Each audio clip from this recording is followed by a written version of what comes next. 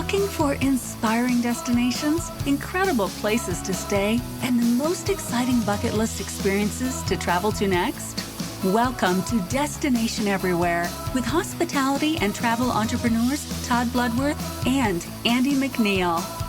Having traveled to over 100 countries, Todd and Andy bring you unique perspectives with celebrities in the know, hospitality experts, and native connoisseurs to discover must-dos and inspirational destinations to plan your next trip for business or pleasure. So pack your bags and get ready as we bring you Destination Everywhere with Todd and Andy.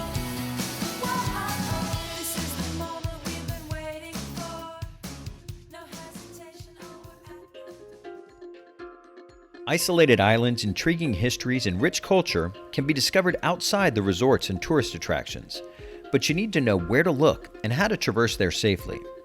Today we are interviewing Emmy-Award winning journalist Peter Greenberg. This CBS travel editor has dug up some of the best-kept secrets in the Caribbean, Egypt, Dominican Republic, Western Europe, and more, and he's ready to share those with us today. Peter will also share his best travel advice and personal stories. Travel is about adventure and exploration, and you're sure to find that spirit ignited in today's episode of Destination Everywhere with award-winning travel journalist Peter Greenberg.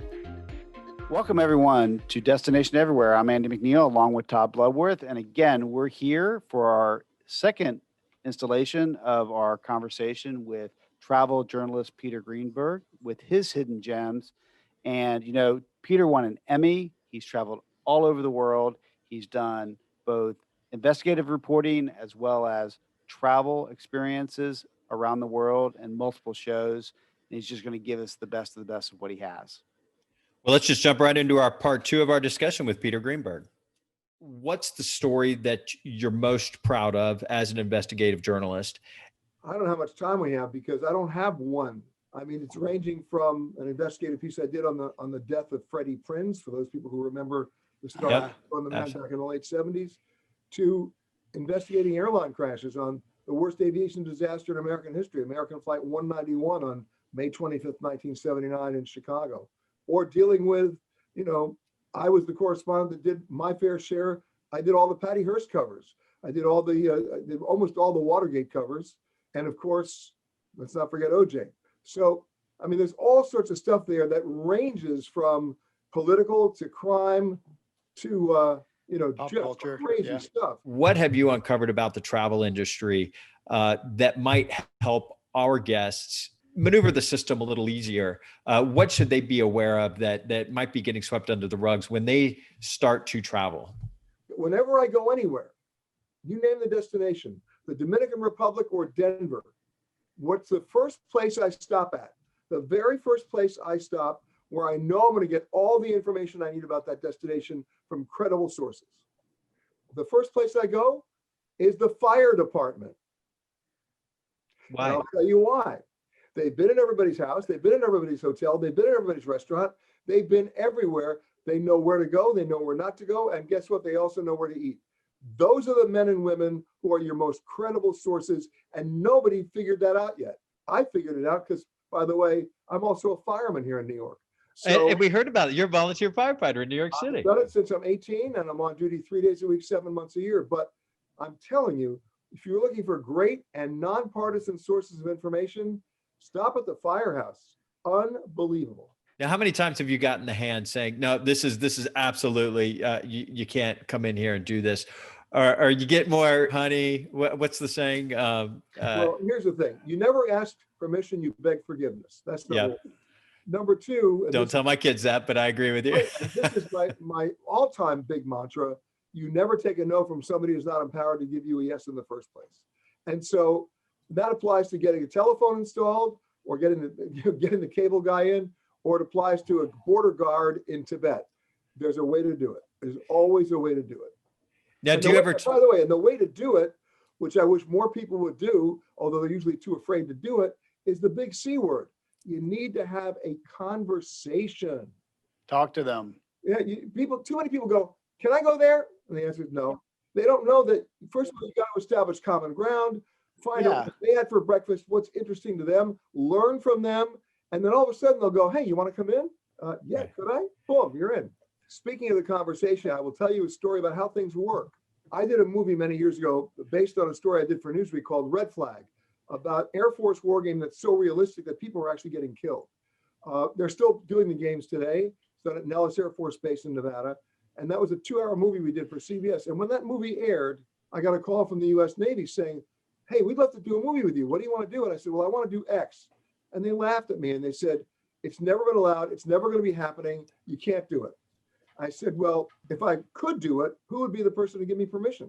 They said, CINCPAC, Commander-in-Chief of the Pacific in Pearl.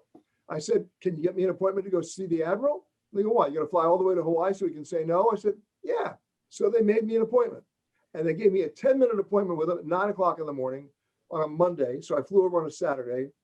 I walked in to see him. He could care less about me. He was told to have the meeting. He didn't want to be there.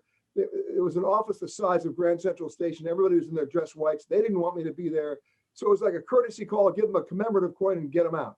And when I walked in, and this is the difference, you seek out common ground. And I knew that I had maybe 15 seconds to figure out what the common ground was. And I got lucky because behind his desk was a photograph of a boat. And it turned out I knew the boat very well. And I said to him, is that a Bertram 31? He said, damn straight. I said, yeah, it's the best boat they ever built. He said, you're not kidding. And I said, let me guess. When you make a hard right turn, the engine cavitates and the water pump overflows, doesn't it? And he goes, yeah. I said, look, here's how you fix it. You got to do a bypass on the impeller. And we just start talking like that. And 10 minutes later, the officer's going to say, Admiral, your time is up. And he looked at me and said, you got lunch plans? I said, I'm all yours. He said, okay, noon at the Officers Club. When that lunch was over, all hell broke loose in Pearl Harbor. All hell broke loose in the Pentagon because I was given the first top security clearance to go on a classified mission on an attack nuclear sub. Wow. And when the Pentagon found out about it, they made the Admiral go with me. It turned out to be fabulous because what was I doing at the time in addition to being a journalist? I was the head of television at Paramount. Now go do your homework and find out what came after that. Hunt for Red October, I'm guessing. You got it. Oh, man. Yes. Now, I had nothing to do with the movie. I just allowed it to be made because they felt comfortable because they'd worked with me. But I had congratulations. I had nothing to do with the movie, except I will tell you this. All the stuff you saw in that movie happened to us on that mission other than Sean Connery defecting. Do you get a tip from somebody or is there already a story and you're just going deeper into it? How does it evolve? It starts with relationships. You know, I like to think of myself as a walking Rolodex. And so I can make the calls that will be taken, usually not because of my sparkling personality, but because of the chair in which I sit. And you spend most of your time, and people don't get this. It's like me walking into the Admiral's office asking if I could go on the sub. That's not how it gets done. You spend a lot of time not asking for it. You know, I'll give you the analogy would be, how do you get an upgrade on a plane? Well, you get to the airport, you see all these people standing around the counter, like the scene from Midnight Express. They're just walking in circles, and they've all asked the same question: can I have an upgrade? And the answer is no. Get out of here. Well, that's not how I do it. You know what I do in normal times, either at LAX or JFK? I will go out to the airport on a day I have no plans to go anywhere, zero. But I will pick a terminal and I'll walk the counters at a time they're not busy, like 11 o'clock in the morning, and I get to know everybody. I talk to them about things that are interesting to them, things I can learn from, establish common ground, so that when something goes on, they call me. It's not me just showing up like I parachuted in. They don't know me from a hole in the ground. They do know me. And that means every day I wake up with a call list of 120 people. And of those 120 people, I can promise you 90 of them, I have absolutely no agenda. I'm just calling to say hi and check in. I'm not asking for anything, nor would I. And at the end of the day, you know what happens to those 90 people when they're doing their own psychological post-mortem of how their day was? They like me better because I was the only person not asking for anything at all. And so people forget, you've got to plant the seeds. You've got to establish the relationships. You've got to nurture them.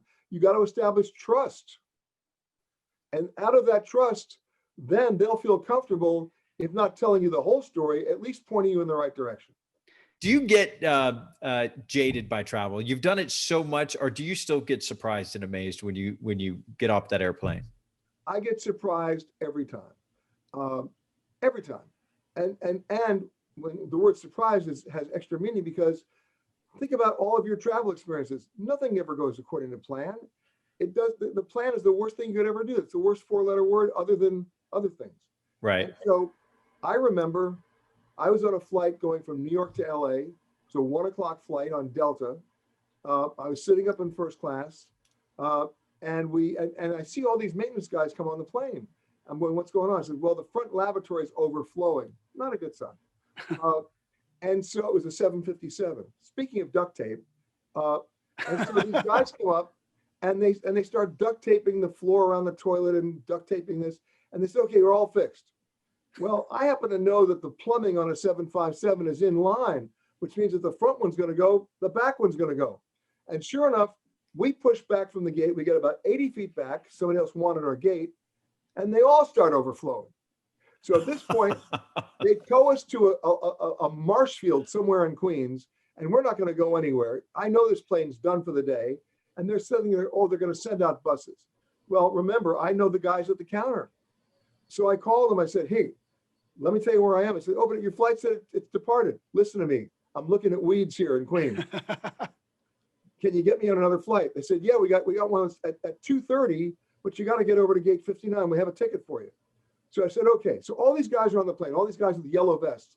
I see one guy with an orange vest, and they put up some portable stairs for the maintenance guys. And I go outside and I waved at him, and he came up and I said, can I ask you a question? They just got me on another flight. They're holding it for me at gate 59. Can you get me over there? Well, he was the guy who ran the ramp at Kennedy, named Rocky. And he said, hop in my truck. So I hop in his truck. He introduces himself. We're driving 3 miles to get over to this gate. I'm on the cell phone letting him know I'm on the way. We have a great conversation because this guy's got the most interesting job at Kennedy. He runs the ramp. He sees everything, right? Yeah. And I said, Rocky, your first name sounds like a bar fight written all over it. And he said, tell me about it. We start talking. And I get to the gate. I give him my card. I said, thank you so much, man. You saved me. They had my ticket there. This time was not a first class ticket. It was coach. It was the only seat they had. No problem. I got to get on the plane. I get on the plane. I go back. Oh, and before I get on the plane, Rocky said, did you have any bags on the flight? I said, yeah, I had 2 because it was a Sunday. Oh, and no. Normally I FedEx my bags, but Sunday you can't. You can't. So he said, you had 2 bags on the plane? I said, yeah. I said, okay. So now I go back to my seat, 35K, right? I'm the last seat in coach with a window, right? And I'm sitting there, and now it's time for the 2:30 flight to push back. We push back from the gate. We get about 80 feet from the gate, and we stop again. And I'm like, oh my God. And all of a sudden there's tapping on my window from the outside. And I look, and it's Rocky and a cherry picker going, got the bags, right? That's great. Well, guess what? We're lifelong friends now. We're Facebook buddies. We WhatsApping, and by the way, one of my best sources because he knows, he sees everything. Yeah, absolutely. Yeah.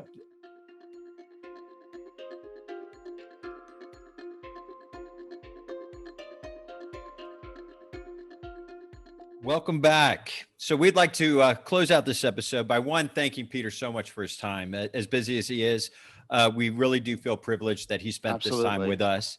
And if you'd like to learn more about Peter or follow Peter, I'm going to give you some social media outlets. First of all, you can go to his website, www.petergreenberg.com. You can listen to his show, Eye on Travel. You can catch him on PBS and CBS, and you can follow him on Instagram at Peter Greenberg. So again, thank you, Peter. And we'd also like to thank our team. We'd like to thank Chris Jordan, our copywriter, Andy Fernandez, our creative director, and of course, the amazing Lauren Campbell, our podcast producer. So please be sure to subscribe, rate, and review on our show on your Provide podcast app or by going to www.destination-everywhere.com. And let us know what travel advice you'd like to hear next time on Destination Everywhere. Safe travels.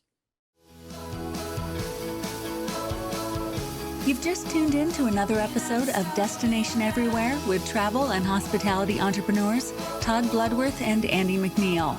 To access the show notes and other helpful resources, visit destination-everywhere.com. Join us again next week for another bucket list filled show as we feature another travel worthy destination. Until next time, travel well and be safe out there.